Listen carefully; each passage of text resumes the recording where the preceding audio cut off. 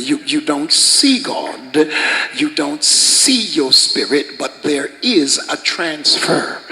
And the challenge of not seeing gives an exercise in the unseen.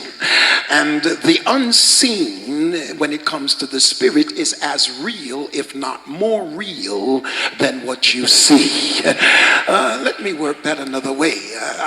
Give me a chair, please. I got all kinds of things. The man told me I was going to break down, and I should have hurried up and got married before I broke down, so that she could say it was not always this way. Now I'm going to have somebody that's into nursing, but the whole truth is, the truth is that when you understand the whole issue of the flesh and the spirit, and the demeaning of the soul, because we have leaned towards the flesh, and the flesh is operated and connected to the world through the perception. And so the saint now comes and is born into a world that is operated by sensual perception. It's the same thing with the disciples, because when they met Jesus, they met him in the cognitive, in the intellectual, in the sensual perception. And the impact was astounding, because he is a revolutionary kind of individual who has now upset the whole region that had to deal with him. The Herodians, the Sadducees, the Pharisees, the scribes, everybody who operated within the parameters of their own religious conceptualization is now being affronted by Jesus.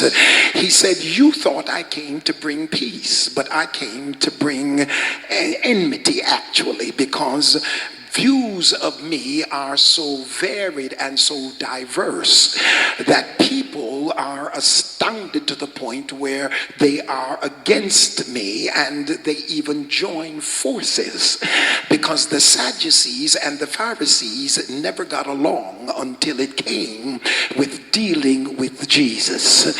You got some people in your life that without you, they wouldn't get along. But when it comes to you, they join forces. Two enemies talking together because of one enemy who happens to be you. People calling people they would not normally talk to talk about you. Yes. People at parties are having back eating parties because they're trying to get to you. And that's how it was with Jesus. His impact was so astounding because he was operating in the spirit while they were operating in sensual perception and their own conceptualization of who he is. In the middle of this now becomes the disciples. And I'm pretty sure that the disciples needed Jesus because they signed up with him. Oftentimes when you get in certain places and you join certain forces, the enemies of who you joined have now become your enemies. I don't know. How can I put this? I remember in Longview, Texas, they were castigating a woman. They were really treating her bad, the dominant political culture. And I got involved. When I got involved, because I had a bigger voice than she did, they had to back off her. But when they backed off of her, I became a target now because I interceded on her behalf. There are certain positions you take and certain people you stand with that puts you in the range of their fire. There are certain positions you take and certain justices that you demand that automatically put you in a place you would never have been in had you not stood up. Sometimes you lose friends over telling your friends that they were wrong about treating somebody else a certain way. And then they'll turn around and say to you, like they said to Nicodemus, do you now believe the man? Because there's no good thing that ever came out of Nazareth. The stir of Jesus and the placing of his disciples makes it necessary for his disciples to have him around. If I'm going to stand up for you, you better be there when I need you. Now all of a sudden I'm outside of the status quo because of my relationship with you, and all of a sudden you're talking about leaving. Now we got a problem. I mean, we have a serious problem because you're going to leave, and who is it that's going to protect us from these people? And secondly, if you leave, who is going to fill your space? And thirdly, you've got us so enamored by you, and you've got us so in love with you, that if you leave us, we're going to have a void in our hearts. That's why earlier he said to them, let not your heart be troubled. Ye believe in God, believe also in me. I go to prepare a place for you, but if I go, I shall come and receive you unto myself. I'm just simply saying it's very difficult to have to shift from your sensual perception and its comfort to having to believe some promises. You're going to give me some promise instead of the real deal? You want me to believe? My father told me, he said, son, don't you ever leave a job until you have another. And it's all right. Nobody trying to leave. Can I preach like I feel it? I'm gonna get better in a minute. Notice, I remember once in Longview, a young lady said to me,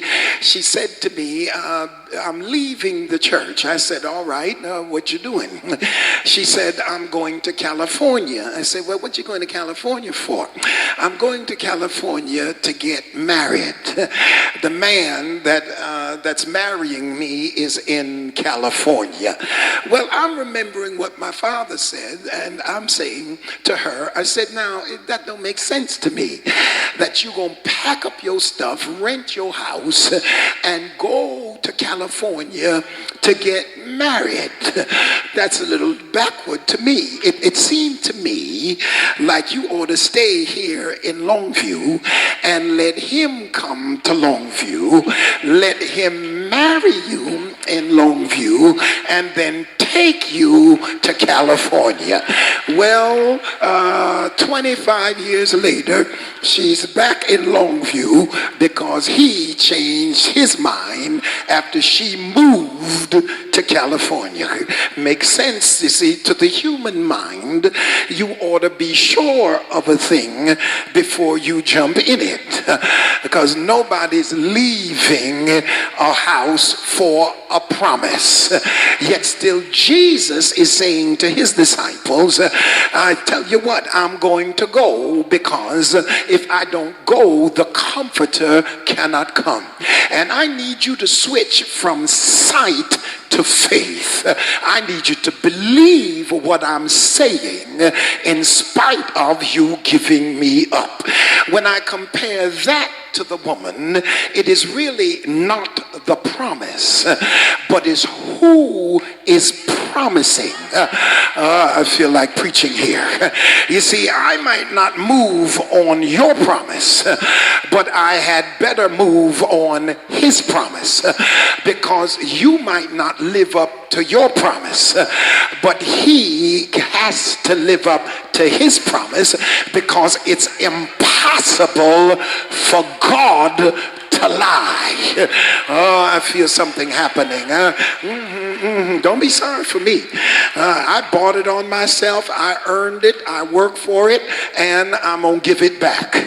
It's an important piece here, because this is a substratum of your next level, and that is the ability to move out of the zone that you're comfortable with to a zone that you have no experience. Are you too scared to go where you've never been at the expense of staying where you are? Because if you're going to move anytime soon, you're going to have to come to the conclusion that where I am is not where I'm supposed to stay. And God will shake up where you are in an irreversible way in order to move you where he wants you to go. And I just got a feeling somebody in here is sitting on the edge of a new life, sitting on the edge of a greater life, but you're holding back because you've got used to where you are. But unless you make the switch in the middle of the challenge, 20 years from now you'll still be in Longview because you didn't get to California the right way. I feel something helping me now. I feel something helping me. She's having a breakthrough. Somebody ought to give God praise. It's an important piece here, because we become complacent with where we are, and yet still it is not just Jesus that is operating here. He has to have human partners to take over when he moves away. What he's saying essentially is, you're used to and have come accustomed to seeing my hands, and you're accustomed to operating in my mind. You're accustomed to seeing me operate with laying on of hands, with healing others. You're accustomed to seeing me use my mind and express myself. He said, if I stay here with you, I am literally going to cripple you, because you are in a zone that's just comfortable. Now, I am sick really, because I have empowered people to be lazy, because I have been their hands, and I have been their minds, and I have been their comfort, and I have been their friends, and I have spent myself trying to befriend everybody and trying to touch everybody. And at the end of the day, nobody is going to stand on their 2 feet when they can be carried. I wish you'd understand me. Check your babies and see